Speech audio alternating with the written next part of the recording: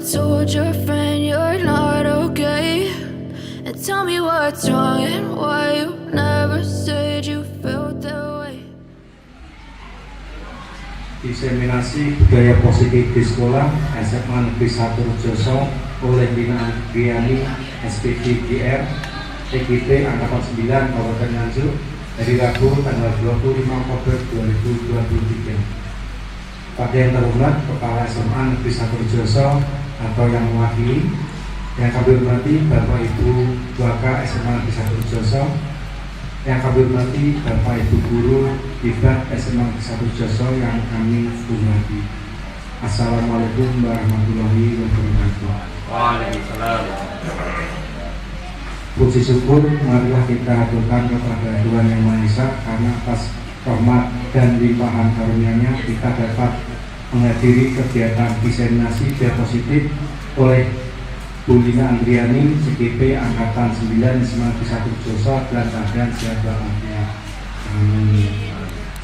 Untuk menghemat waktu, marilah kita buka dan awali kegiatan ini dengan membaca basmalah. Bismillahirrahmanirrahim. Acara ini langsung diseminasi biar positif dari Bu Lina Andriani. Pada Ibu Lina Andriani, waktu dipersilakan.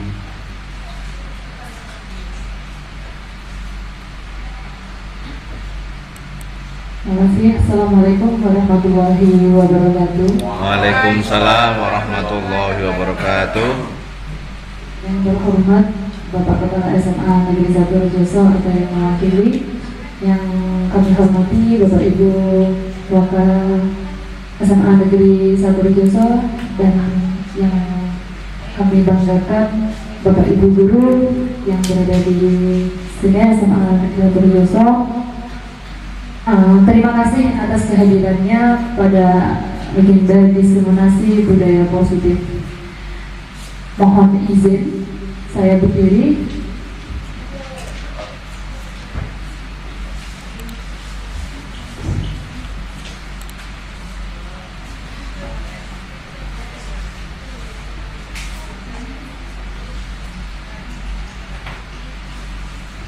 Pada pagi hari ini saya akan menyampaikan materi diseminasi budaya positif sebagai salah satu aksi bentuk nyata saya mendiseminasikan budaya positif yang ada di sekolah sebagai pendidikan calon guru penggerak angkatan 9.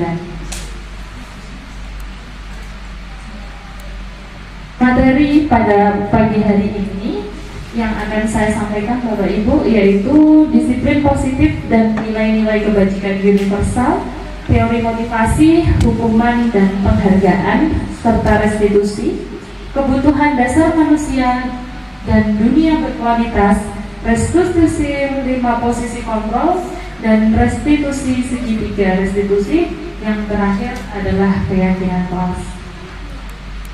Secara diagram materi kita pagi hari ini seperti ini Bapak Ibu. Jadi yang pertama nanti kita belajar adalah teori kontrol, kemudian ada makna disiplin, teori motivasi, 5 posisi kontrol, 5 kebutuhan dasar manusia, nilai-nilai kebajikan universal, segitiga, dan terakhir nanti ada keyakinan kelas. Disiplin positif dan nilai-nilai kebajikan universal, yaitu menjelaskan makna kontrol atau teori kontrol yang dipaparkan oleh Dr. William Kaiser. Kita bermain cobalah buka. Ini akan saya inovasi Bapak. Saya minta bantuannya kepada Pak Agung. Untuk maju berkenan dibantu ya. Berkenan ya Bapak? Alhamdulillah.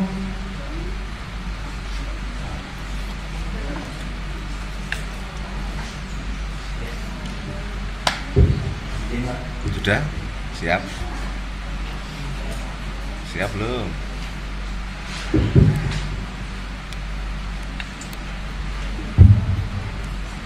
Ini kita akan mengilustrasikan posisi kontrol, nah kontrol. Yang pertama, Pak Agung, saya di satu baju saya itu ada satu benda Pak Agung. satu benda. Pak Agung tugasnya boleh membujuk saya, mempersuasif saya, atau mengintimidasi, boleh menggaji. Tapi jangan melakukan kekerasan kepada saya ya, karena seorang perempuan. Tenaganya selalu salah saya tenaganya. Jadi ya, boleh memarahi, tapi jangan menggoda ya. boleh menggoda, menggelitik, bahkan menawari sesuatu lah, terserah Pak Agung, agar tujuannya agar Pak Agung dapat benda yang ada di saku saya. Silakan ya Pak Agung ya. Siap, Bapak izin.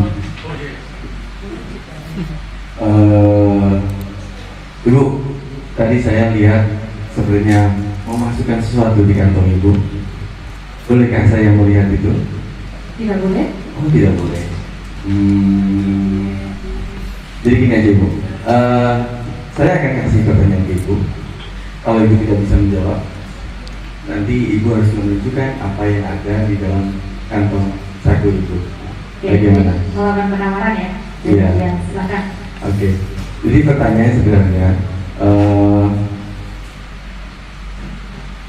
ayam apa yang baik? Oke, ayam apa yang baik? Ayam ayam Salah. yang tidak melakukan kesalahan? Tetap salah. Ayam apa? Saya menyerah Pak Agung. Iya, Apa? berarti kalah ya Bu ya? Iya. Saya bisa mengetahui apa yang Iya, kita tapi katakan. saya harus tahu yang benar dulu apa. Yang benar tidak ada jawaban. Karena tujuan saya untuk mengetahui apa yang ada di dalam kantong saku Ibu gitu. Oke, terima kasih tepuk tangan. Iya, Jadi sama-sama. ini karena saya sudah tadi tidak bisa menjawab, ternyata tidak ada jawaban. Ini Pak Agung, ini di dalam kantong saya itu ada tutup ballpoint.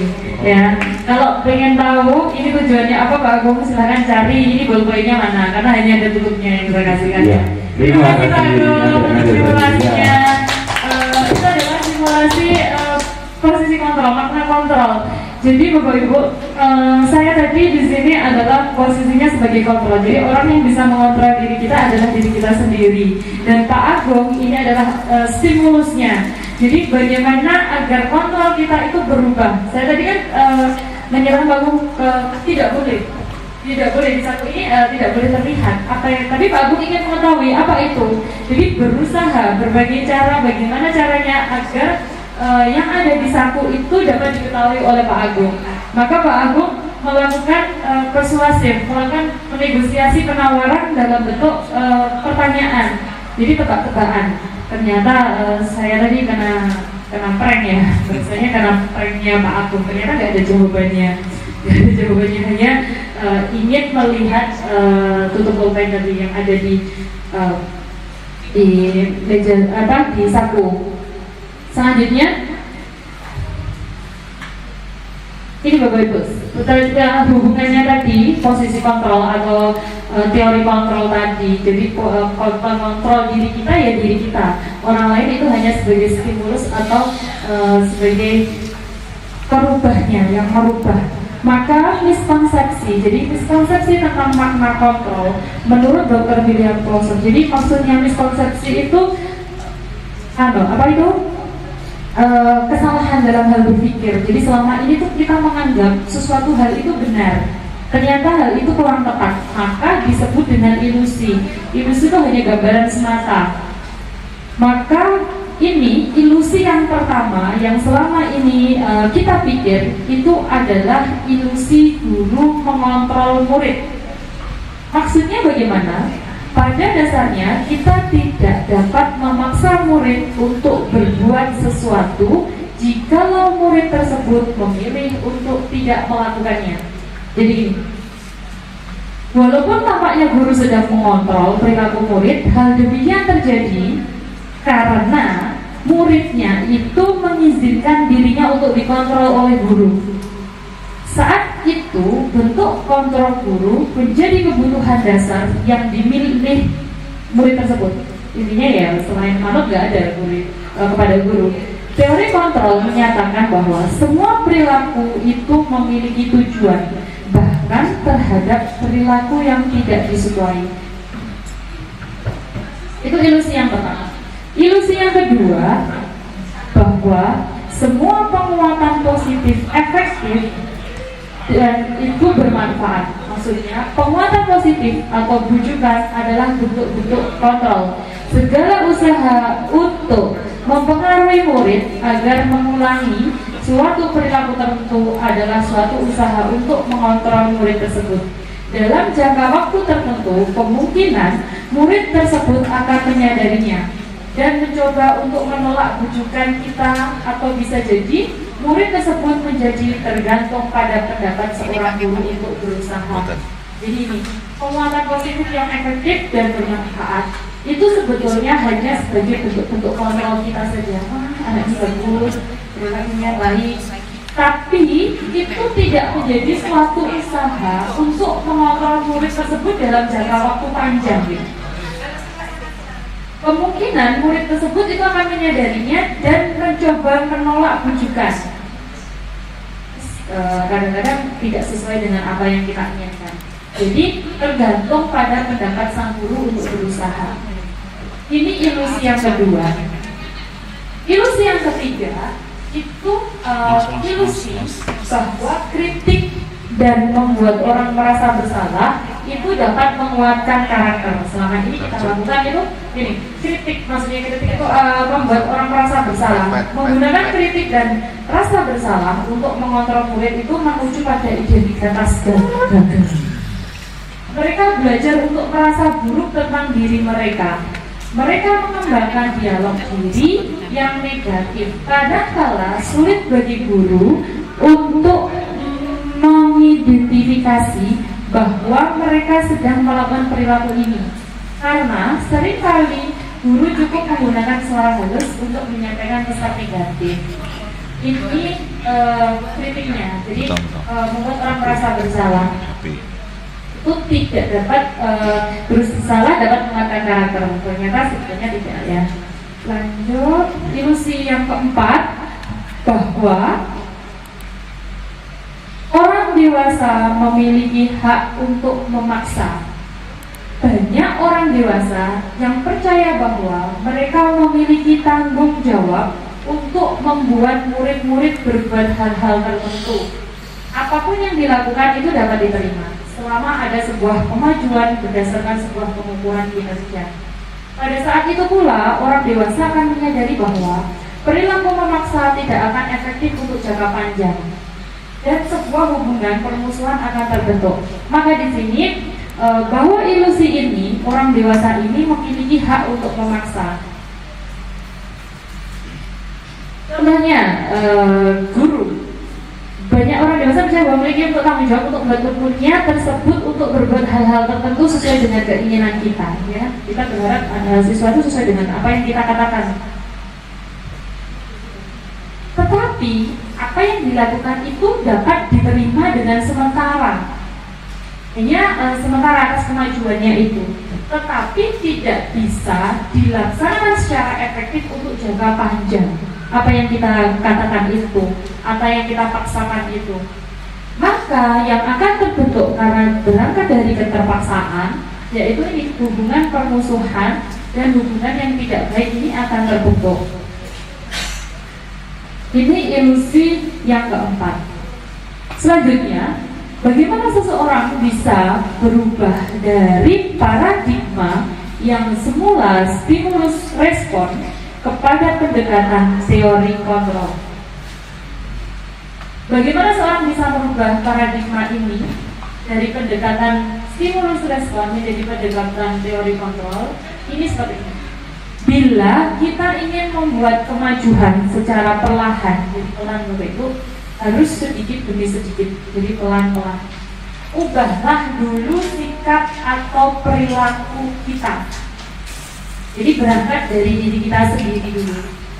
Namun, bila kita ingin memperbaiki cara-caranya, berarti teknis utamanya, perilakunya, maka kita itu perlu mengubah kerangka acuannya dulu.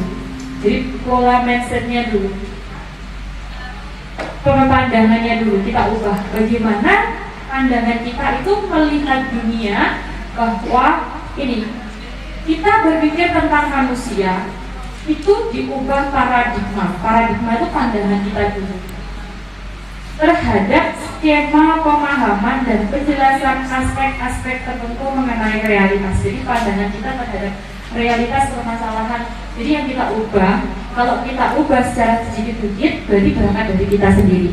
Kalau kita ubah secara teknisnya, secara utamanya, maka yang perlu kita ubah adalah cara pandang. Merubah cara pandang itu sangat sulit karena cara pandang orang itu berbeda-beda. Paradigmanya, cara pandangnya berbeda-beda. Maka kita akan merubah ini secara perlahan-lahan, sedikit demi sedikit. Selanjutnya, ini perubahannya. Perubahan yang akan kita lakukan itu perubahan dari paradigma stimulus respon ke teori kontrol atau teori pilihan. Siapa sesungguhnya yang memiliki kontrol? Itu adalah diri kita sendiri yang sudah saya praktekkan dengan Pak Agung tadi. Jadi kontrolnya berada di diri kita sendiri. Maka bagaimana perubahannya? Dari stimulus respon kita mencoba mengubah orang agar berpandangan sama dengan kita. Itu stimulus respon, jadi menyamankan pandangannya. Kalau sedangkan kontrol, teori kontrol atau pilihan, kita itu berusaha memahami pandangan orang lain.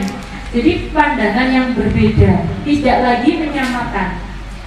Sehingga perilaku buruk yang dilihat itu sebagai suatu kesalahan dari stimulus respon. Sedangkan dalam teori kontrol, perilaku buruk itu memiliki tujuan atau alasan tertentu. Sedangkan orang lain itu bisa mengontrol saya, itu stimulus respon. Kalau teori kontrol, hanya saya atau hanya Anda yang bisa mengontrol diri Anda sendiri. Kalau stimulus respon masih bisa dipengaruhi orang lain, kalau teori kontrol itu pada diri kita sendiri. Sehingga di sini maka pemaksaan, jadi untuk mengontrol orang lain itu pemaksaan ada pada saat bujukan kita gagal. Jadi kalau kita memaksa orang lain, kita membujuk orang lain gagal, maka kita ini pemaksaan. Sedangkan kalau di dalam teori kontrol atau pilihannya yang menekankan kolaborasi, maksudnya kolaborasi karena kita berusaha memahami pandangan orang lain atau memahami tentang pandangan orang lain, maka kolaborasi ini akan menciptakan pilihan-pilihan yang baru. Jadi tidak adanya pemaksaan dalam bujukan, tapi menciptakan pilihan-pilihan baru. Sehingga dalam stimulus respon itu model berpikirnya adalah menang atau kalah. Yang pandangannya kuat, yang pemikirannya kuat, maka itu yang menang. Sedangkan yang kalah terhadap bujukannya gagal tadi, pemaksaan, yang kalah. Jadi tidak. Sedangkan pada teori kontrol itu tidak ada lagi pandangan yang menang kalah, semuanya berpikir bahwa win-win atau menang semuanya di sini. Ini sesungguhnya yang memiliki teori kontrol. Jadi perubahan paradigma dulu Bapak Ibu. Jadi kita ubah dulu miskonsepsi tadi, 4 ilusi tadi yang kita anggap ilusi-ilusi itu nyata, tapi sesungguhnya ini kenyataannya yaitu memiliki teori kontrol. Sekarang kita hubungannya apa kepada kedisiplin positif, hubungannya dengan teori kontrol tadi. Jadi seperti ini. Ketika mendengar kata disiplin, apa yang terbayang di benak Bapak Ibu? Kata disiplin yang muncul pertama kali apa kalau kata disiplin? Dipaksa, benar. Aturan, hukuman, terus kata tertib, ya kan? Kepatuhan. Itu kalau berkata kata disiplin. Dihubungkan dengan hukuman berbeda karena belajar tentang disiplin positif itu tidak harus dengan memberi hukuman. Kalau tadi stimulus respon karena dengan hukuman, tetapi justru itu adalah satu alternatif terakhir. Dan kalau perlu itu tidak digunakan sama sekali. Bukan bukan berarti tidak boleh. Boleh digunakan, tapi alternatif yang sangat terakhir hukuman itu. Jadi setelah kita melakukan beberapa alternatif pendekatan, jika itu tidak bisa menyelesaikan masalah, maka hukuman bisa digunakan. Tapi kalau perlu tidak digunakan, ya sama sekali jangan digunakan. Maka di sini Bapak Ibu, dalam budaya kita, makna kata disiplin itu dimaknai menjadi sesuatu yang dilakukan seseorang pada orang lain untuk mendapatkan kepatuhan. Hanya sekedar patuh. Kita cenderung menghubungkan kata disiplin dengan ketidaknyamanan karena berhubungan dengan hukuman dan peraturan. Jadi disiplin kita selama ini masih sekedar disiplin karena peraturan. Ini makna disiplin berasal dari kata Latin. Disiplinnya artinya belajar. Kalau berarti belajar, maka harus dilakukan secara kontinu, secara berlanjut. Disiplin diri membuat orang menggali potensinya menuju tujuan apa yang dia hargai. Namun dalam budaya kita, makna kata disiplin telah berubah menjadi sesuatu yang dilakukan seseorang pada orang lain untuk mendapatkan patuhan. Jadi hanya sebatas patuh. Kecenderungan umum dalam menghubungkan kata disiplin dengan ketidaknyamanan bukan dengan apa yang kita hargai atau mencapai dari suatu tujuan mulia.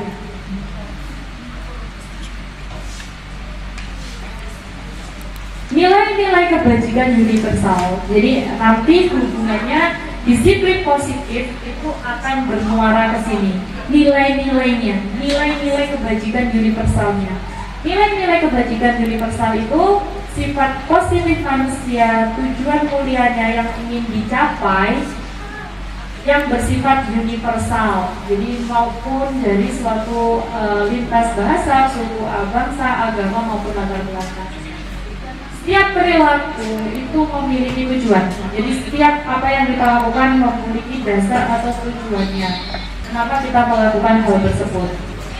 Dengan mengaitkan nilai-nilai kebajikan yang diyakini seseorang, maka motivasi intrinsiknya akan terbangun. Jadi dia menggerakkan motivasi dari dalam untuk dapat mencapai tujuan yang mulia.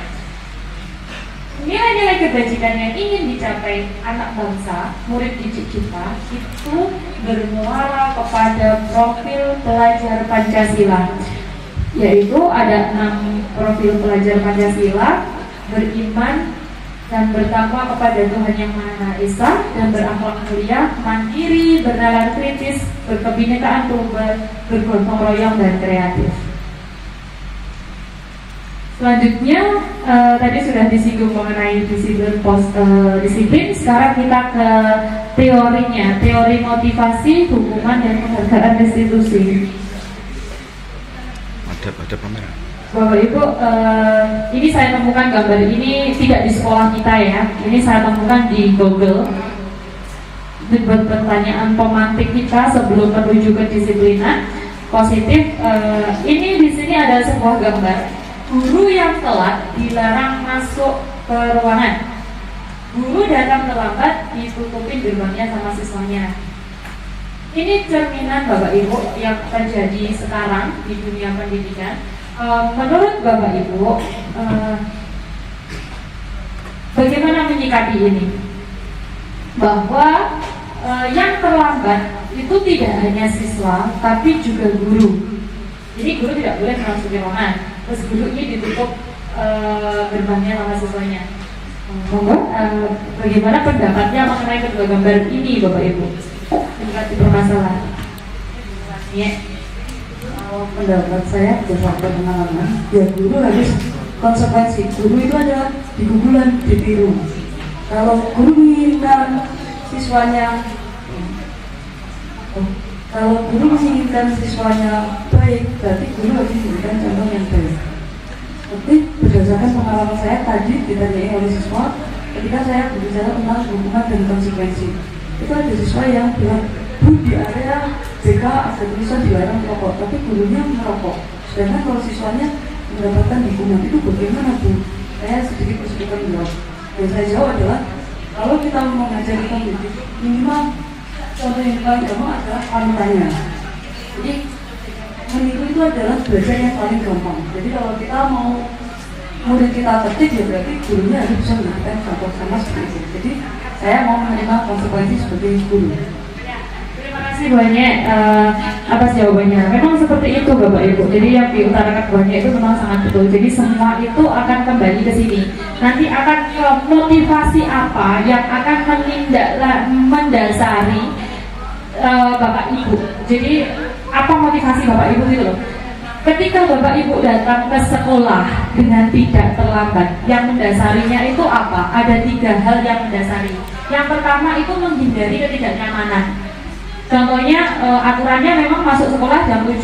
Jadi nanti memang kalau tidak jam 7 nanti dapat hukuman, dapat surat peringatan dari Bapak Kepala Sekolah, mungkin dipanggil Bapak Kepala Sekolah. Atau motivasinya itu mendapat imbalan atau penghargaan dari orang lain, dapat pujian dari kepala sekolah, dapat pujian dari teman-teman guru yang lain, atau ya memang dari menghargai nilai-nilai diri sendiri. Maksudnya menghargai diri sendiri bagaimana Bapak Ibu jadi seorang guru yang dikatakan Bu Ani tadi sebagai teladan, sebagai contoh gitu. Jadi dari ketiga ini, posisi ketiga ini, motivasi ketiga ini, kalau tadi belum sampai ke dalam menghargai nilai sendiri, maka itu mungkin masih hanya mendapatkan imbalan, hanya masih mendapatkan penghargaan, atau hanya menghindari ketidaknyamanan saja. Mereka melakukan itu dalam motivasi yang mana? Ini teori motivasi perilaku manusia, motivasi eksternal atau motivasi internal. Kalau motivasi eksternal berarti motivasi itu datang dari luar, karena ingin penghargaan, karena tidak mau dihukum, atau karena memang dari diri sendiri. Oh, saya itu seorang guru, jadi saya tidak merokok, jadi saya tidak terlambat, maka saya akan memberikan contoh yang baik untuk anak didik. Itu teori motivasi perilaku. Selanjutnya Bapak Ibu, ini menurut Ki Hajar Dewantoro, merdeka yang sesungguhnya itu adalah merdeka ini tidak hanya terlepas dari perintah, akan tetapi juga cakap buat memerintah diri sendiri. Maka selama ini coba tanyakan kepada Bapak Ibu, apakah Bapak Ibu sekarang sudah merdeka belum?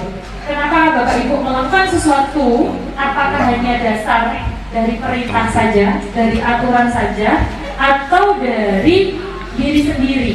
Jadi dari sendiri, kecakapan Bapak Ibu dalam mengolah diri sendiri, bahwa menghargai nilai perannya Bapak Ibu sendiri. Kalau Bapak Ibu masih hanya dalam motivasi eksternal, masih tidak terlepas dari perintah atau aturan, berarti Bapak Ibu masih belum merdeka, belum dari motivasi internal diri sendiri. Selanjutnya ini Bapak Ibu, didukung oleh penghargaan. Didukung oleh penghargaan itu pengaruhnya jangka pendek dan jangka panjang. Penghargaan itu sebetulnya mendukung. Kenapa? Ya ini, karena tidak efektif, mengurangi ketepatan. Penghargaan itu bisa merusak hubungan. Jadi bisa menimbulkan kecemburuan, bisa menimbulkan saya nggak bisa seperti itu. Dihukum oleh penghargaan. Jadi penghargaan itu bisa menurunkan kualitas. Mungkin bisa cepat berpuas diri. Penghargaan mematikan kreativitas. Kalau sudah berpuas diri, maka kreativitas kita akan berhenti di situ. Penghargaan itu juga sebetulnya mengurangi motivasi intrinsik, tidak menumbuhkan. Contohnya, kalau kita dikasih penghargaan sebagai guru terbaik, tapi itu sejujurnya akan memotivasi intrinsiknya berkurang. Oh, aku jadi guru terbaik, mau telat gitu. Tapi bukan dari diri sendiri, tapi karena penghargaan yang diperoleh. Justru penghargaan ini akan bergeser ke arah pengakuan. Jadi tidak lagi penghargaan, tapi pengakuan atau apresiasi. Pengakuan kebajikan atau apresiasi, kita menyebutnya apresiasi. Apresiasi atau pengakuan itu ada 5. Ini yang pertama ada secara khusus, selanjutnya pribadi, Terus semua murid secara bergantian kita apresiasi dan dilakukan. Yang paling penting adalah secara konsisten. Yang perlu kita garis bawahi Bapak Ibu, apresiasi itu tidak diberikan hanya kepada hasilnya saja. Nilainya bagus, 90, 95, dan apresiasi nilainya. Tidak, tetapi justru fokusnya itu kepada prosesnya. Proses peserta didik dalam memperoleh hasil itu kita apresiasi. Ya. Selanjutnya, ini contoh pengakuan, ada 3 kata saling menghargai. Terus kemudian ini Bapak Ibu ada tindakan guru. Ini contohnya, ini ada lari mengelilingi lapangan basket 2 kali karena terlambat 10 menit untuk pelajaran PJK. Ini konsekuensi Bapak Ibu. Sedangkan hukumannya lari mengelilingi lapangan basket 2 kali karena terlambat hadir di sekolah. Ini hukuman. Jadi perbedaan konsekuensi dengan hukuman. Kalau hukuman itu berarti dihukum secara fisik, sedangkan konsekuensi itu sudah ada kesepakatannya dulu. Jadi apa yang dilakukan untuk memperbaiki kesalahan. Ini perbedaannya Bapak Ibu antara hukuman dan konsekuensi. Adanya paksaan, sedangkan konsekuensi itu harus adanya stimulus dan tanggapan. Dan intinya Bapak Ibu, kalau hukuman itu akan membenci kedisiplinan, sedangkan konsekuensi itu akan menghargai disiplin. Apakah itu restitusi? Restitusi itu adalah menciptakan kondisi bagi murid untuk memperbaiki kesalahan mereka, sehingga mereka bisa kembali pada kelompok mereka dengan karakter yang lebih kuat. Restitusi juga merupakan proses kolaborasi yang mengajarkan murid untuk mencari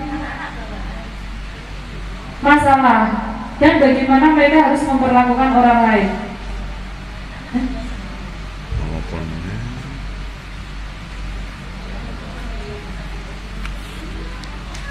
Kan Bapak Ibu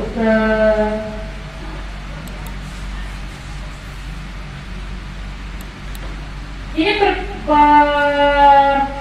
ini tadi ya. Apakah itu restitusi?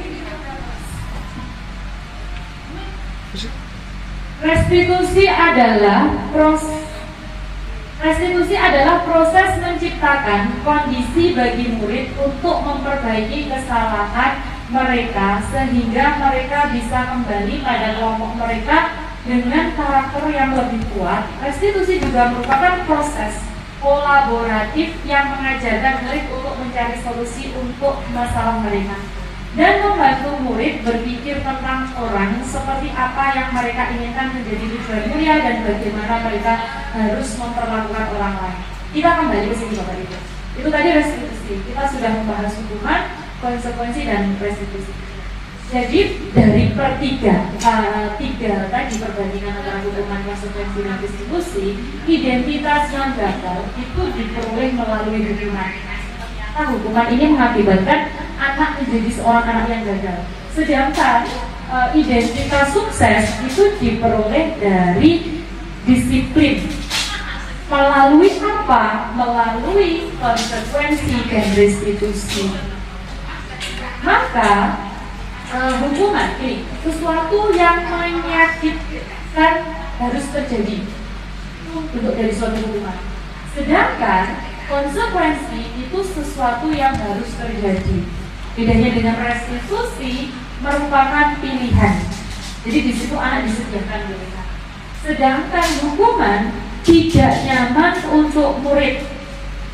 Ya kan? Anak dihukum kan pasti malu. Terus dampaknya waktunya jangka panjang, menimbulkan trauma. Terus konsekuensi itu tidak nyaman untuk murid, tetapi untuk jangka waktunya hanya pendek. Nanti kalau nggak bawa buku, dikasih konsekuensinya pinjem temannya atau satu bangku berdua. Ya sudah, hanya jangka pendek untuk itu. Dan nanti mesti diulangi kembali, tidak membawa buku. Tapi kalau di dalam restitusi itu menguatkan untuk murid atau anak dalam waktu yang panjang, karena anak memilih sendiri permasalahan itu dengan solusinya. Maka jangka panjang diperlukan restitusi. Kalau konsekuensi hanya dalam jangka pendek.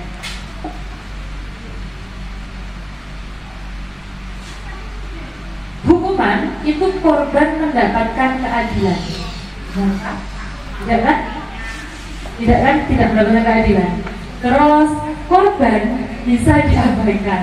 Kalau hukuman itu kan setara loh, kan setara berarti. Kalau konsekuensi korban bisa diabaikan. Kalau restitusi permasalahan korban itu mendapatkan ganti sesuai. Sekarang hukuman, murid anak atau itu akan tersakiti secara langsung ketika mendapatkan hukuman. Kalau konsekuensi, murid anak dibuat tidak nyaman karena harus karena melakukan kesalahan harus melakukan perbaikan itu, jadi tidak nyaman. Kalau restitusi, murid atau anak mendapatkan penguatan secara langsung oleh gurunya. Hukuman itu ada perilaku pasif agresif, jadi pasif agresif meningkat. Sedangkan konsekuensi penguatan hanya bertahan dalam jangka waktu pendek. Restitusi ada tambahan, yaitu masalah terpecahkan. Jadi tidak hanya cukup mengganti saja, tidak hanya cukup bertahan dengan waktu yang jangka pendek, tapi masalah itu sekaligus terpecahkan. Maka sistemnya di dalam hukuman itu tidak akan berjalan bila murid tidak takut. Murid itu kalau dihukum tidak takut, itu tidak akan menyelesaikan masalah atau solusinya. Contohnya di kelas itu kan ada anak kan, kalau dihukum tambah senyum-senyum, tambah senang, karena tidak ada ketakutan di situ. Karena fungsi hukuman itu kan menumbuhkan rasa takut kepada anak. Tapi kalau tidak ada sistem ini tidak akan berjalan. Jadi hukuman ini tidak akan mampu memberikan efek jera jika anak itu tidak takut terhadap hukuman tersebut. Maka konsekuensi ini harus dimonitoring, dan disupervisi terus untuk menerus dari guru. Kalau tidak ada ini, tidak ada monitoring dari guru, maka konsekuensi tidak berjalan. Maksudnya tidak berjalan ya, anak-anak tidak akan melakukan itu. Kalau restitusi, itu murid belajar bertanggung jawab untuk perilakunya sendiri. Jadi anak melakukan kesalahan, maka murid bertanggung jawab atas kesalahan tersebut. Hukuman berlaku hanya pada sebuah institusi. Kalau non institusi tidak, tapi tidak lanjut berlanjutnya pada kehidupan nyata. Tapi ini tidak hanya institusi menurut saya. Kalau kita mendidik anak di rumah, maka kita sering menghukum nggak anak kita di rumah? Nah, coba Bu Nia sering menghukum anaknya nggak Bu Nia di rumah? Bentuk hukumannya apa? Hukumannya HP-nya saya sita. Tidak boleh lihat HP sampai. Jadi HP-nya disita hukumannya. Maka itu Bu Nia. Iya, karena dulu saya sudah lari. Maka itu Bu Nia hanya berlaku hanya pada sebuah institusi, tapi juga bisa berlaku di rumah loh ya. Saya juga sering kok anak itu dihukum orang tuanya. Pernah dihukum? Iya, saya sering dihukum. Oh iya. Saya dulu gitu. Pendidikan parenting anak sekarang itu berbeda dengan parenting anak sekarang ini ya, tahun 2000-an itu beda dengan parenting anak Generasi ya? Iya, beda generasi, ternyata beda parenting. Sekarang saya lihat parentingnya orang tua itu cenderung memang tidak menghukum, jadi memberitahu gitu ya. Jadi memberikan bahwa di bahasanya pendidikan gitu. Jadi dikasih tahu secara mendidik gitu kan. Kalau orang tua, kalau dulu saya dihukum gitu. Benar itu Pak. Ya, benar. Saya contohnya Kita sangkatan juga. Saya nggak cuci piring gitu ya. Contohnya habis makan itu saya taruh aja di depan TV, terus di kamar itu ya sudah tahu ibu saya itu langsung telinga saya tuh ditarik itu dari depan TV. Jadi taruh dulu piringnya dicuci baru itu. Tapi kalau sekarang kan tidak Bapak Ibu. Jadi kalau sekarang kan orang tuanya dulu yang ngajarin. Jadi orang tuanya itu kan habis makan gitu kan, cuci piring. Terus nanti anaknya kan secara tidak sadar kan meniru gitu loh. Meniru apa yang dilakukan orang tuanya. Jadi kadang kalau orang tuanya tidak melakukan itu, bahkan anaknya yang mengingatkan. ayo bapak piringnya belum dikembalikan gitu. Itu malah justru anaknya yang mengingatkan. Mungkin Bu Ani ya dengan HP anak yang disita mungkin itu dalam satu bentuk hukuman. Mungkin bisa dirubah Bu Ani pada saat jam itu tidak menggunakan HP, mungkin seperti itu. Jadi kalau konsekuensi itu adalah membantu penerapan itu mengikuti peraturan dalam masyarakat. Sedangkan restitusi itu fokus pada pemecahan masalah dalam waktu panjang.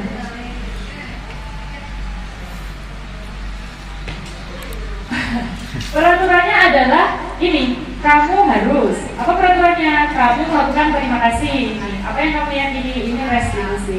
Jadi kalau hukuman itu sifatnya negatif, arahnya ke negatif, dampaknya ke anak juga negatif.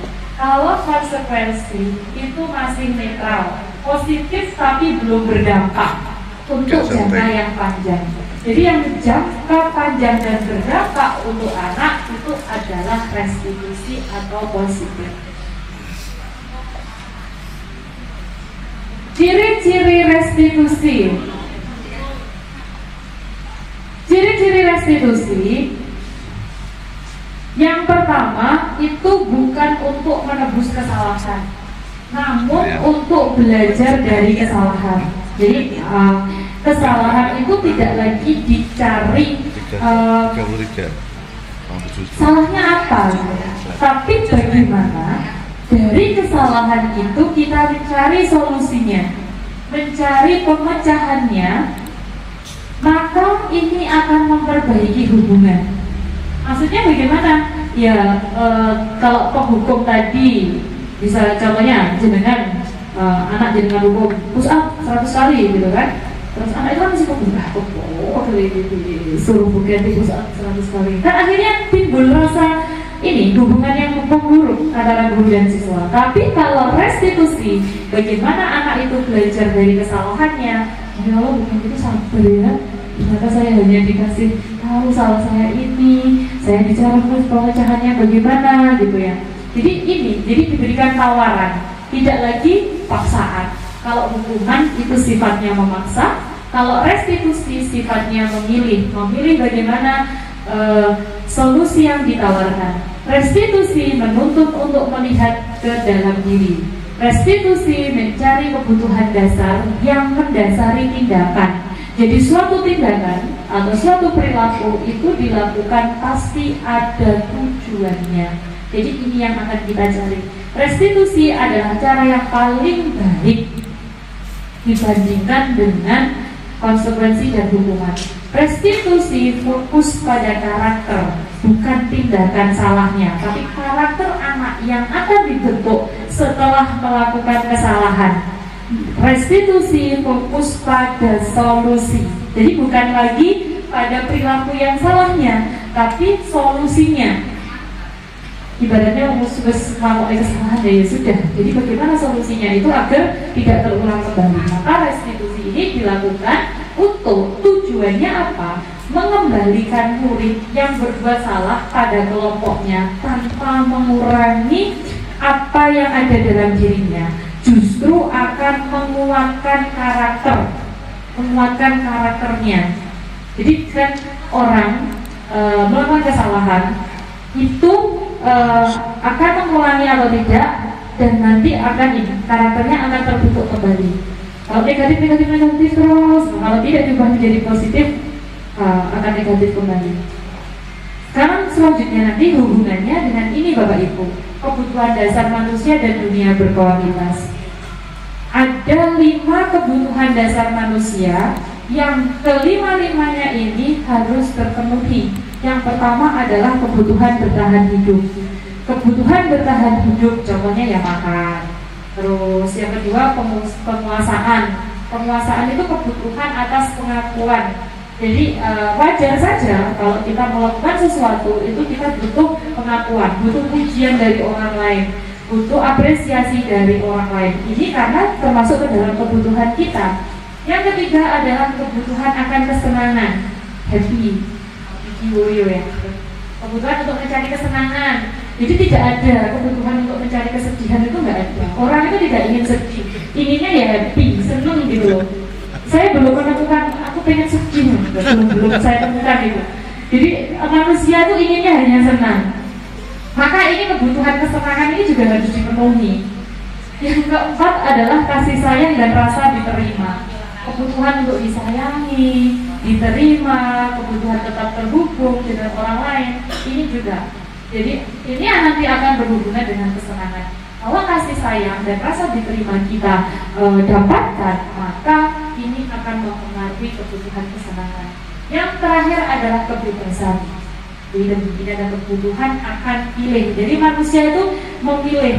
Bagaimana bebas dalam hal memilih. Anak-anak dengan kebutuhan kebebasan yang tinggi menginginkan pilihan. Mereka perlu banyak bergerak, suka mencoba-coba, tidak terlalu terpengaruh orang lain, dan senang mencoba hal-hal baru dan menarik. Ini 5 kebutuhan dasar manusia, Bapak Ibu, yang harus kita penuhi. Dan kita berusaha sebagai manusia memenuhi 5 kebutuhan dasar ini. Selanjutnya adalah restitusi 5 posisi kontrol. Nah, ini saya ambil dari internet, Bapak Ibu. Ini bukan kondisi sekolah kita. Ini dari internet. Insya Allah di sekolah kita tidak ada anak yang seperti ini. Anaknya baik-baik semua, bagus-bagus semua. Ternyata dunia pendidikan ada yang seperti ini, Bapak Ibu. Ini ada seorang 1, 2, 3, 4 siswa yang akan meloncat pagar. Coba pagar, nggak tahu ini pagarnya ya. Kalau di sekolah atau kita tidak jelas. Kalau ini menurut saya akan bodoh sini ya. Terus menurut Bapak Ibu ketika melihat gambar ini bagaimana? Apa yang Bapak Ibu lakukan ketika pertama kali mendapati anak yang seperti ini? Atlet loncat.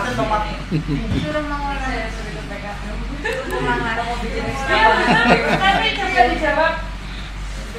Permisi Bu Ina, saya ingin menjawab tadi. Ya. Bahwasanya ketika saya melihat anak didik saya yang sedang meloncat pagar sekolah atau ingin bolos, itu lebih baik kita panggil pelan-pelan atau kita lihat anak tersebut, mungkin kita mengenalinya seperti itu, terus kita panggil dengan cara yang halus dan menanyakan kenapa kok mau bolos, ada permasalahan apa di dalam kelas, atau mungkin ada sesuatu yang tidak menyenangkan di dalam sekolah. Mungkin seperti itu, nanti terus kita bisa mencari solusi untuk anak itu agar tidak bolos kembali. Mungkin seperti itu. Terima kasih Bu Ganti. Iya, terima kasih Bu Ganti atas jawabannya ya Bu Ganti ya. Jadi prosesnya tadi tidak dulu, terus kemudian dipanggil gitu kan. Ada proses-proses pendekatannya dulu Bapak Ibu. Saya coba tadi Bu Hamiet mau diikutkan TKM. Terima kasih. Jika saya melihat anak dengan posisi seperti ini naik pagar, mungkin solusi pertama saya akan memberikan saran dan masukan kepada kepala sekolah atau bapak bahwa dimunculkan saja ekstrakurikuler baru, misalkan ada panjat tebing. Setuju Pak Tas? Kedua, anak-anaknya saya panggil, kalian kenapa? Ini kan masih jam pelajaran. Nah, kalau kalian punya fisik yang bagus dan mental yang bagus seperti itu, tidak takut jatuh, mending kalian ikut TKM saja. Di situ nanti di situ nanti keinginan kamu atau hobi kamu yang tidak tersalurkan itu jadi tersalurkan sesuai pada tempatnya. Terima kasih. Terima kasih.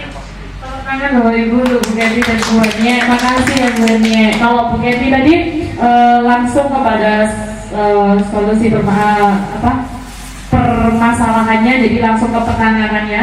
Kalau Bu Hanie ini setelah penanganan mungkin anak ini diarahkan ke PKM gitu ya Bu ya. Jadi terwakili gitu loh. Sia-sia kalau hanya ketangguhan dirinya ini hanya untuk naik pagar gitu ya Bu ya. Ya, jadi kembalinya cuma gagal. Betul Bu Hanie dan Bu Ganti semuanya benar bahwa itu nanti akan mempengaruhi bagaimana posisi kita sebagai kontrolnya. 5 posisi kontrol kita sebagai guru dalam menangani anak dalam melakukan kesalahan Bapak Ibu. Kalau Bu Kenny tadi ini sebagai manajer, jadi dipanggil dulu, diajukan pertanyaan-pertanyaan gitu.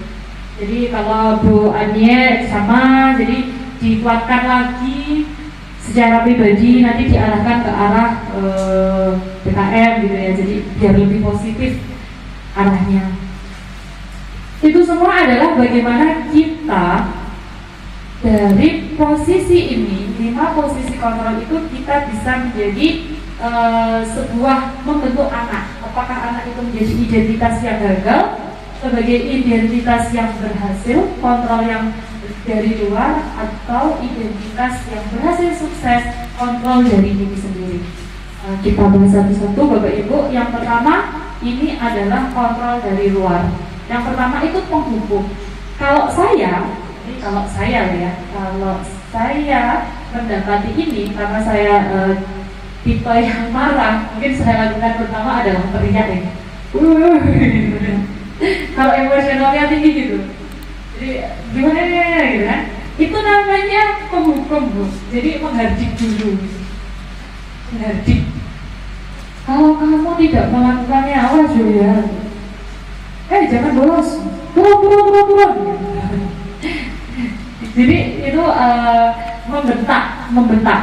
Tapi di sini kan tergantung emosional gurunya tadi. Terus murid melakukan guru di luar dunianya berkualitas tingkatannya, dan murid berkata, biarkan saja, nanti juga marah-marah lagi. Jadi ternyata gitu Bapak Ibu. Kalau guru yang marah-marah di kelas, itu ya anak-anak tahu, emang karakternya gurunya ini sama marah-marah. Terus sebenarnya kok ya marah-marah gitu. Jadi responnya anak itu ternyata seperti itu. Jadi biarkan saja, nanti juga marah-marah lagi. Terus dampaknya itu mesti mengulangi. Soalnya kulino diomeli gitu, sudah terbiasa dimarahi ya kan diulangi, tidak akan menimbulkan efek jerah sebetulnya menghukum ini. Iya sudah kebal, anaknya sudah kebal, terus tidak menghasilkan efek jerah. Sedangkan membuat rasa bersalah itu berceramah dan mengadakan seharusnya ibu kecewa.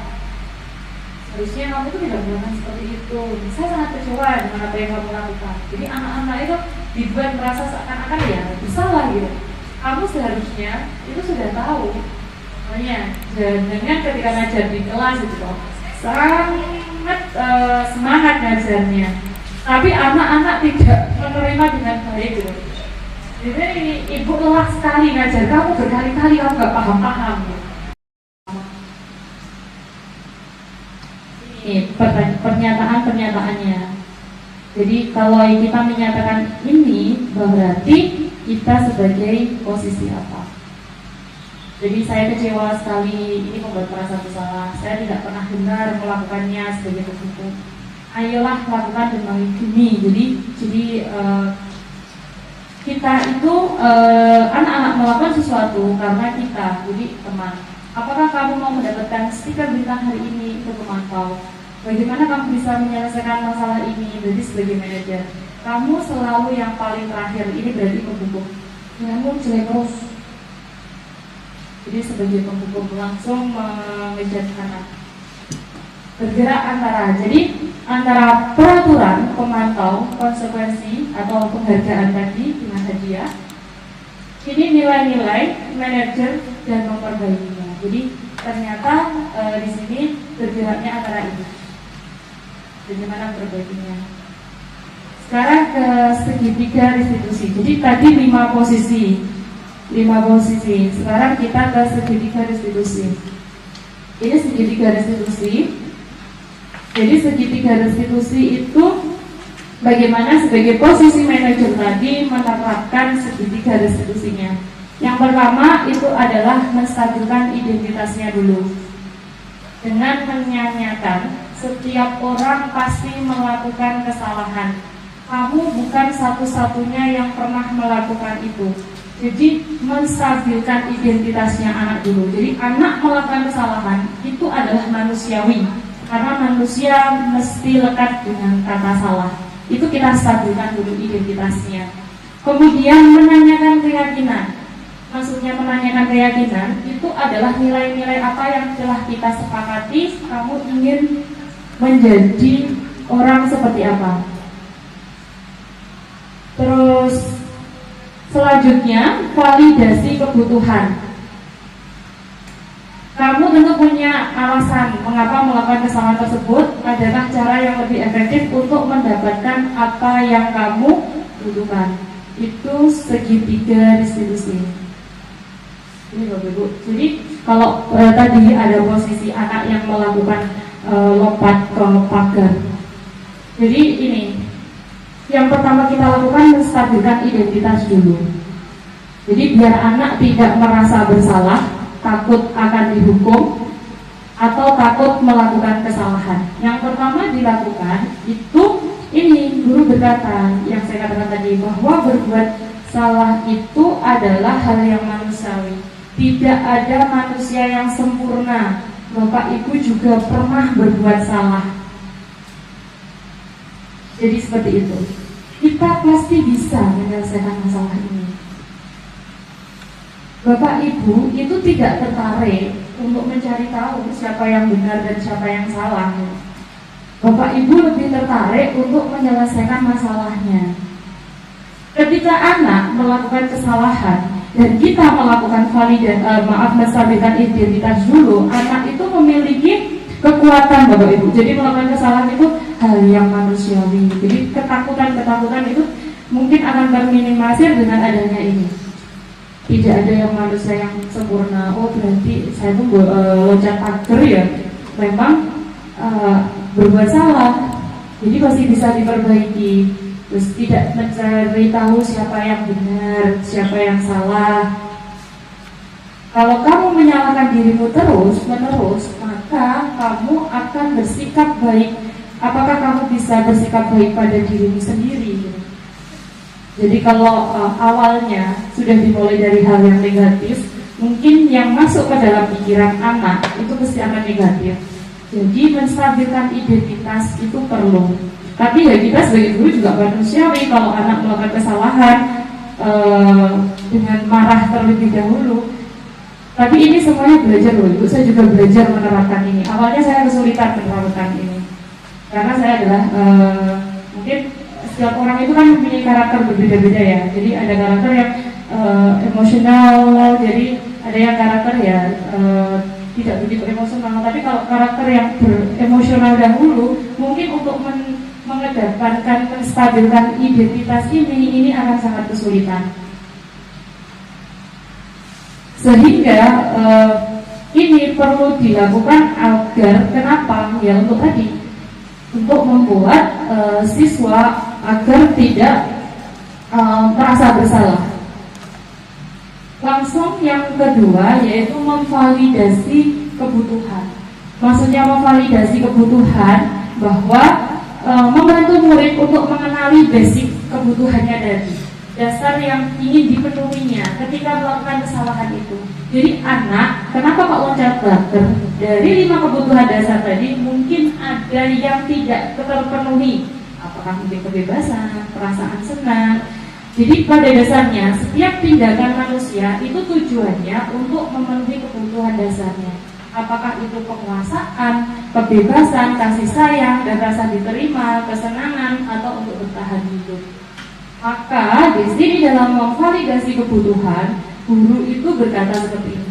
Kamu bisa saja kan melakukan hal yang lebih buruk, tapi kamu tidak melakukannya kan? Kamu pasti punya alasan. Alasan mengapa melakukannya. Jadi kita memvalidasi itu. Tujuannya apa? Kalau lompat pagar, apakah gak mau ikut pelajaran matematika atau pengen bolos pergi ke warung? Jadi alasan-alasan ini yang kita validasi. Kekurangan kebutuhan siswa apa yang belum terpenuhi di situ. Jadi apa yang penting bagi kamu? Kamu boleh tetap berusaha menjaga sikap itu, tapi tambahkan sikap yang lain yang baru.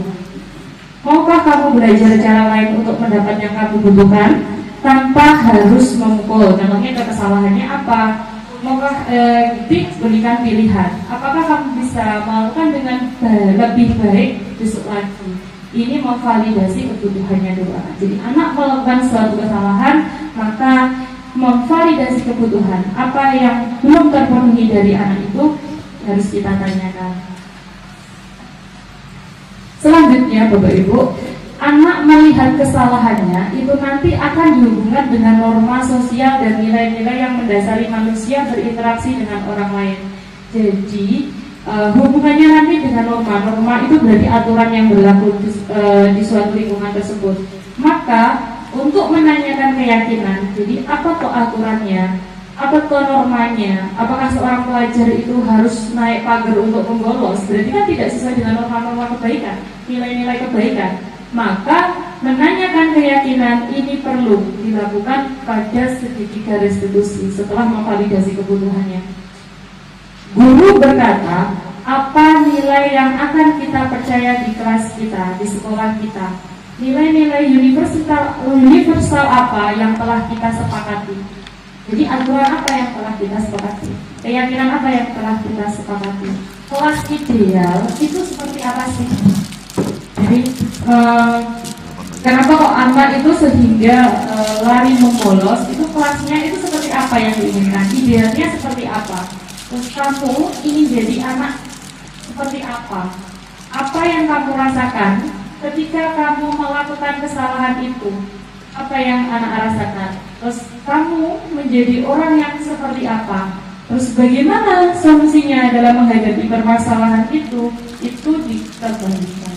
Jadi kembalikan kepada keyakinannya, ke nilai-nilainya. Ini intervensi dalam membantu murid kembali ke tujuan semula dengan cukup singkat dan dengan cara konfrontif, jadi tidak mengonfrontasi langsung dengan pertanyaan-pertanyaan disajikan oleh seorang pemantau atau manajer. Apakah kamu ingin berbuat lebih baik? Apakah saat ini kamu sedang menjadi orang yang sedang kamu inginkan? Jadi anak melakukan perbuatan salah itu sesuai dengan keinginanmu nggak sih? Atau mungkin terpengaruh oleh temannya, atau mungkin terpengaruh oleh orang lain. Jadi kita tanyakan dulu, apakah kamu bisa mengubah perilakumu itu menjadi sikap yang lebih membantu atau yang lebih baik? Apakah wajar membuat kesalahan? Jadi kita kembalikan ini semua kepada anak. Bisakah kita memperbaikinya? Apakah yang kamu lakukan saat ini sesuai? Kapan kamu siap untuk memulai? Peraturannya apa? Keyakinannya apa? Sepertinya kamu punya masalah. Saya bisa bantu apa? Jadi ini juga perlu Bapak Ibu. Jadi kita perlu juga berkolaborasi, melibatkan diri kita dalam membantu. Jadi tidak segitiga restitusi itu tidak sepenuhnya anak menyelesaikan, tapi perlu juga. Jadi kita tawarkan bantuan. Contohnya anak itu kesulitan dalam menyelesaikan masalahnya. Jadi kita telah memantau di sini, kita tawarkan bantuan apa. Jadi bagaimana saya bisa membantu terhadap penyelesaian masalah itu juga perlu kita tawarkan. Saat ini kamu seharusnya berbuat seperti apa? Apa yang bisa saya bantu agar kamu bisa melakukannya? Apakah saya bisa bantu kamu agar dapat segera mulai? Apakah tugas kamu saat ini? Bagaimana kamu ingin diperlakukan pada kegiatan ini? Bisakah kamu melakukannya? Apa yang kamu inginkan dan peraturannya apa? Ini intervensi 30 detik. Pertanyaan ini yang akan membantu Bapak Ibu dalam posisi manajer dalam segitiga restitusi. Ini praktik segitiga restitusi yang sudah saya lakukan.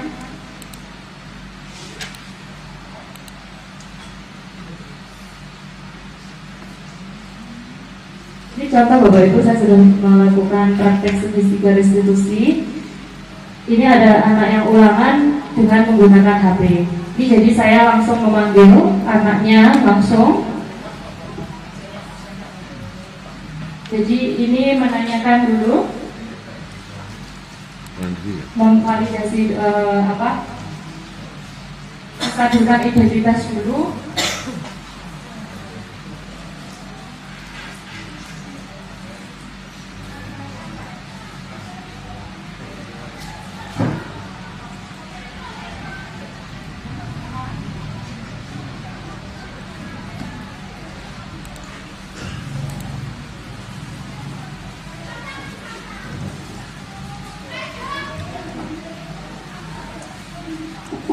Jadi menanyakan keyakinan peraturannya, kelasnya, apakah boleh ketika ulangan menggunakan HP.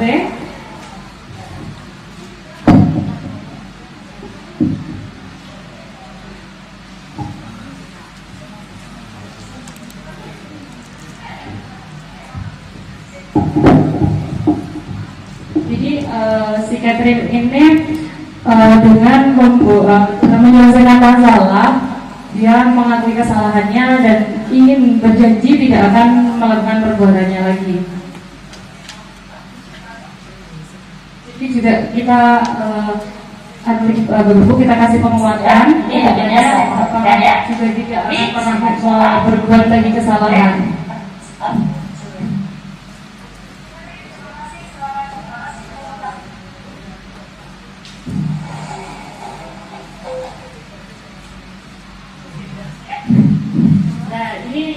Ini Rendra ini. Rendra ini kalau di kelas ini kemarin terlambat karena pergi kantin untuk jajan cari makanan. Ini menstabilkan identitas guru. Kerubung. Kerubung ada. Oh.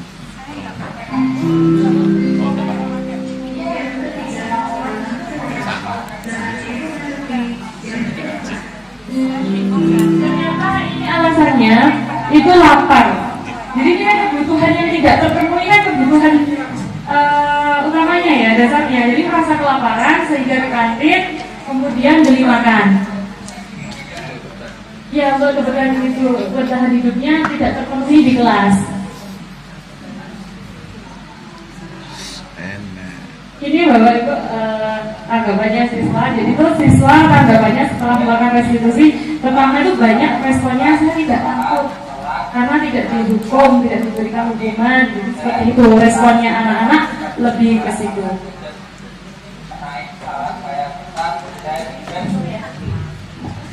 Selanjutnya keyakinan kelas. Jadi sebetulnya sebelum ke segitiga restitusi kita itu harus memiliki ini Bapak Ibu. Jadi keyakinan kelas. Kalau dulu peraturan, jadi aturan kelasnya. Aturan itu yang harus ditaati oleh seluruh kelas, dibuat hanya sepihak, sifatnya mengatur orang harus begini begitu. Itu keyakinan, sesuatu yang diyakini baik untuk dilakukan lebih positif maknanya. Ini budaya positif. Jadi yang sudah dikaitkan dengan tadi, mulai dari teori motivasi sampai yang terakhir adalah keyakinan. Maka keyakinan kelas itu adalah metode untuk menimbulkan kembali disiplin positif yang didasari oleh motivasi dari dalam diri. Jadi dalam diri, motivasi internal siswanya. Bahwa yang ditemukan itu masih diingatkan untuk melakukan tindakan. Jadi kalau kedisiplinan langsung dari tubuh, dari diri sendiri, maka perlu adanya keyakinan kelas. Nanti yang tadi sudah dijelaskan bahwa semua akan bermuara pada dimensi profil pelajar Pancasila. Ini budaya positifnya, lingkungan positif, keyakinan kelas, dan peraturan kelas. Ini langkah-langkah membentuk keyakinan kelas, ada berdiskusi mengenai peraturan kelas yang perlu ditaati, mengubah peraturan menjadi kalimat positif, meyakini peraturan menjadi nilai kebajikan, keyakinan, berdiskusi mengenai gambaran perilaku yang mencerminkan keyakinan kelas, dan berdiskusi mengenai peran seluruh warga kelas, meninjau ulang keyakinan kelas dari waktu ke waktu. Ini praktik yang sudah saya lakukan di kelas 11.1 dalam membuat keyakinan kelas. Jadi langkah yang pertama, ini saya menjelaskan dulu mengenai budaya positif dan keyakinan kelas.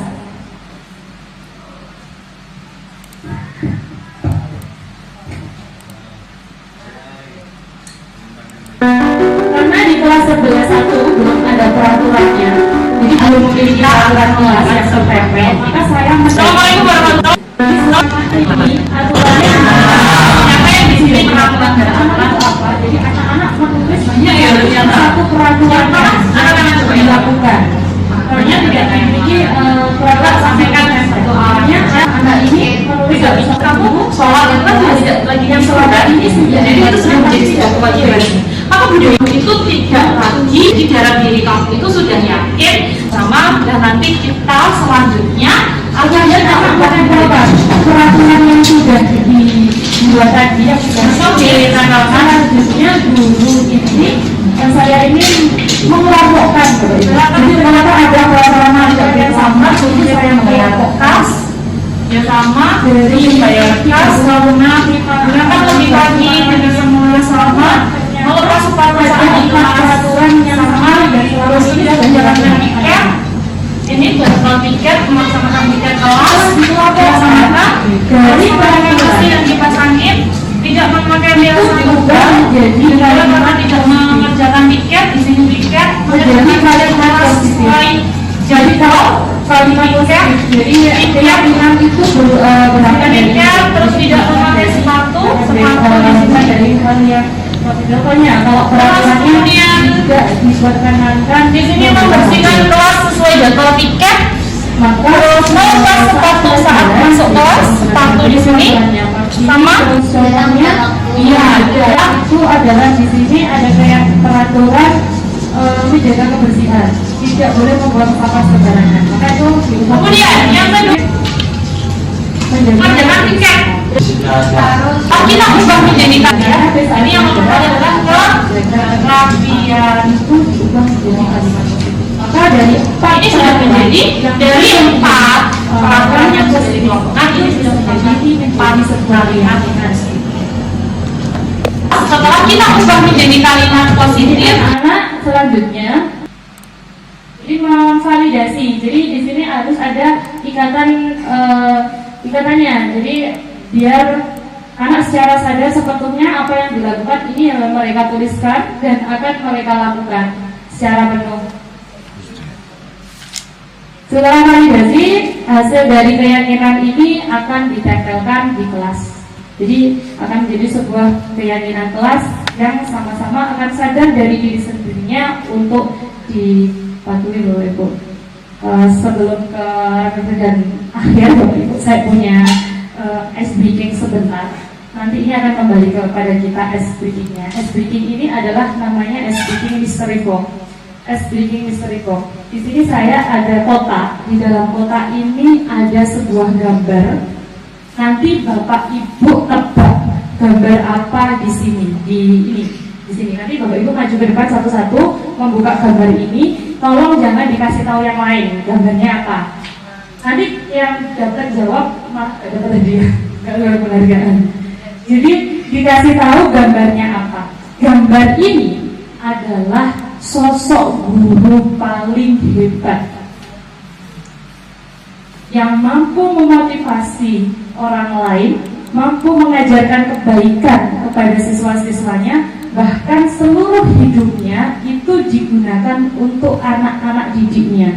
Itu satu gambar. Dan Bapak Ibu mengenal juga gambar itu. Ya.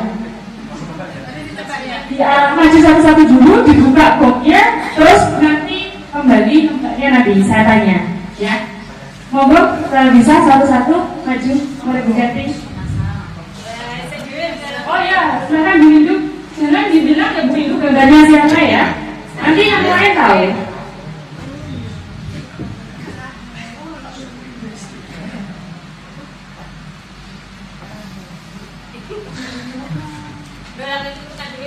Ya, selanjutnya. Iya.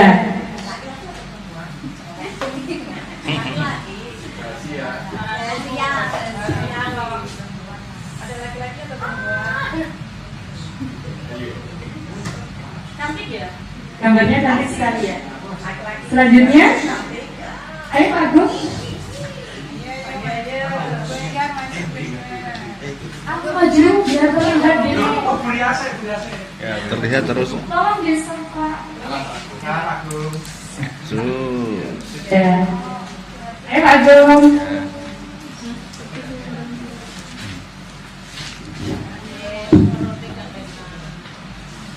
Jangan membelakangi kamera. Jangan membelakangi kamera. Ayo, yang lain. Terus. Ya. Sudah, ini belum ini. BI.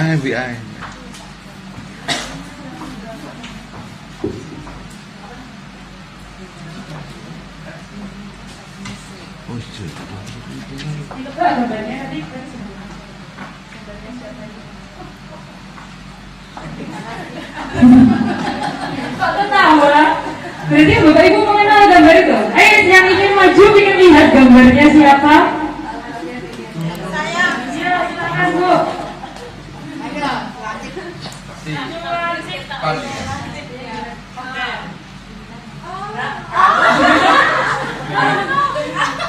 Inisial K. Inisial K ya? A. KH di. Jajannya kok gitu? Sudah ya, Bapak Ibu, coba siapa yang dilihat tadi gambarnya di dalam mystery box ini? Siapa? Siapa Bu Ria yang paling cantik Bu Ria? Saya sendiri. Iya. Iya. Jadi selama ini Bapak Ibu kita tuh tidak merasa bahwa itu tadi. Jadi kalau ini kan tertutup akan kotak. Ketika dibuka yang kita lihat tadi adalah cerminan diri kita sendiri. Itu adalah guru hebat, guru yang memotivasi anak didiknya, guru yang hidupnya sepenuhnya didedikasikan untuk anak didik. Tapi yang membuat kita tidak tahu adalah tertutup kotak ini. Kalau kotak ini terbuka dan kita lihat sesungguhnya diri kita sendirilah, ya kan? Bukan orang lain kan? Bukan kotak ini juga kan? Dan bukan orang yang melihat kan? Tapi diri kita sendirilah yang melihat bahwa sesungguhnya yang merubah, yang mampu merubah diri kita sendiri adalah ya kita, bukan orang lain, bukan pandangan orang lain, bukan kotak yang menutupi, tapi ya diri kita sendiri. Maka Bapak Ibu, kalau kita ingin merubah anak, jadi yang perlu kita rubah adalah diri sendiri. Kemudian ini kita refleksi Bapak Ibu. Jadi setelah mempelajari budaya positif, apa yang akan Bapak Ibu lakukan? Saya akan bagikan sticky note. Jadi silakan ditulis setelah mempelajari budaya positif, hal pertama yang akan Bapak Ibu lakukan apa? Saya ingin tahu.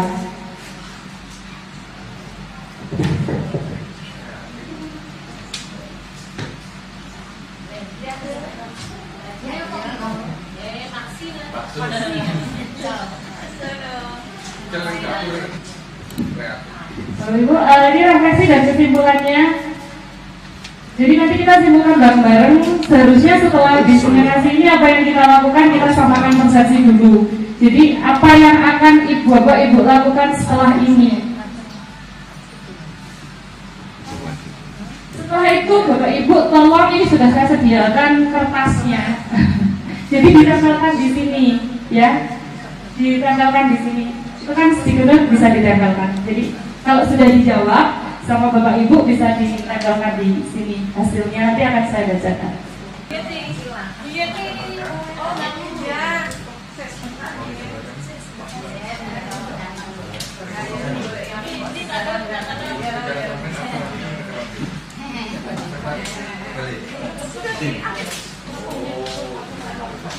Terima kasih.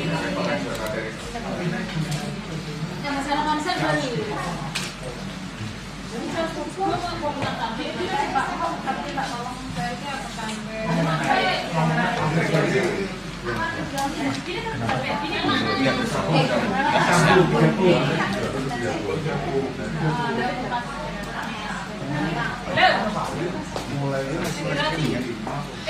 Yang awal.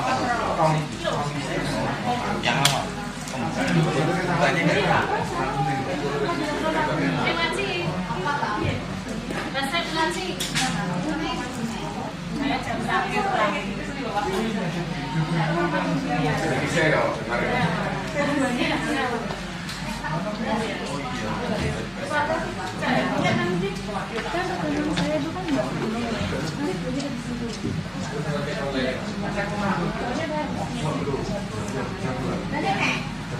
Iya, tapi nggak sama kayak teman-teman. Maksud saya kan karena awal-awal kan Cina apa sih? gua nih empung yang terkait. Berikut juga menit. Kan tambah setengah jam.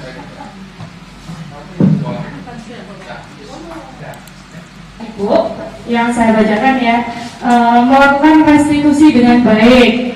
Saya akan terus belajar untuk menjadi guru yang selalu memenuhi 5 kebutuhan dasar setiap siswa. Akan menjadi guru yang lebih disiplin dan menjadikan anak sebagai teman serta mengenalkan budaya positif di kelas. Menjadikan kalimat negatif larangan menjadi positif. Melakukan pendekatan dengan siswa dengan hati ke hati. Akan menjadi guru yang lebih baik lagi, meningkatkan disiplin serta menerapkan apa yang disampaikan, langsung menerapkan budaya positif kepada siswa. Bila menemui anak yang berbuat kesalahan, emosi harus kita singkirkan. Dapat menerapkan budaya positif di sekolah kepada siswa. Sebagai manusia kita harus bisa berdisiplin, punya kreatif dan bisa sadar diri serta menyadarkan orang lain. Menerapkan siswa positif, pendekatan siswa, pernah dan terus belajar untuk menjadi pendidik yang lebih baik untuk membantu siswa dalam berkembang dan menjadi budi pekerti. Jadi dari refleksi yang sudah Bapak Ibu tuliskan, dapat disimpulkan bahwa setelah melakukan diseminasi ini kita bersama-sama melakukan perubahan dalam menangani anak. Jadi bekerjasama, berkolaborasi, menerapkan disiplin positif, budaya positif ke sekolah, terutama di kelas dalam satuan terkecil. Kalau kita semua bersama-sama mampu menerapkannya, maka di sekolah kita akan terwujud budaya positif dan mewujudkan pendidikan yang sebenarnya, yaitu menurut Ki Hajar Dewantara, dimensi anak yaitu dimensi profil pelajar Pancasila. Bapak Ibu, terima kasih atas perhatiannya. Sebelum saya tutup, saya kembalikan ke moderator untuk sesi pertanyaan.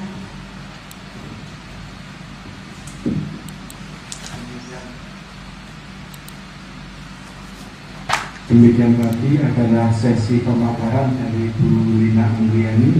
Untuk sesi berikutnya adalah sesi tanya jawab, akan dibagi menjadi 2 termin. Untuk pasangan pertama, silakan Bapak Ibu monggo yang mau bertanya. Agung mau tanya, ada tangan? Ini monggo. Oke, terima kasih. Berarti untuk kesimpulan pada pertemuan pagi ini adalah bahwa nilai kontrol, motivasi perilaku, kemudian restitusi dan keyakinan kelas itu adalah suatu tindakan yang memberikan nilai positif kepada siswa, dan nilai tersebut adalah sesuai dengan nilai profil pelajar Pancasila.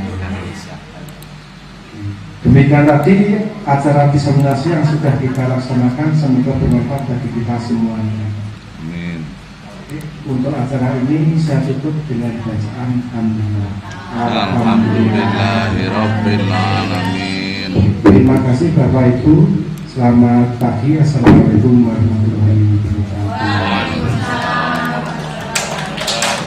Terima kasih Bapak Ibu atas bantuannya.